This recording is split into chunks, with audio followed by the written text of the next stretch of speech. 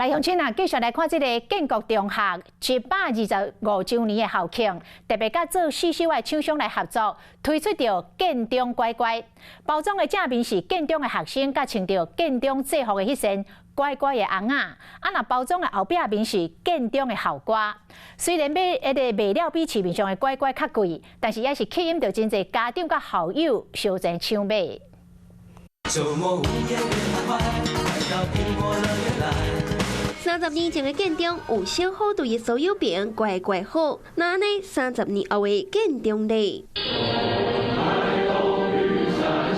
有乖乖50块，这包乖乖外口无地买，正面是一个穿建国中学参加比赛制服的学生啊。就连乖乖的翁仔也是穿建中的制服，做伙徛伫校园地标红楼的头前，背面是印建中的校歌。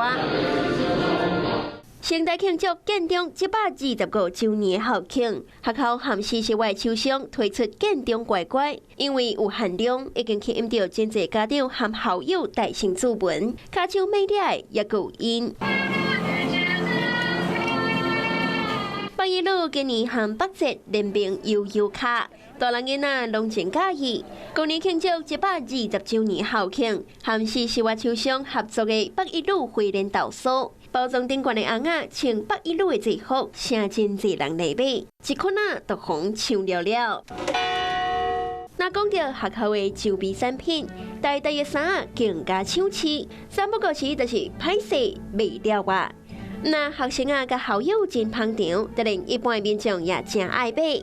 今年新生入学的限定款红旗旗的衫，都互家长买去穿出门。也有小朋友的家长买带出来鉛笔，希望囡仔无论是考试也是读册，头壳拢会当真成功。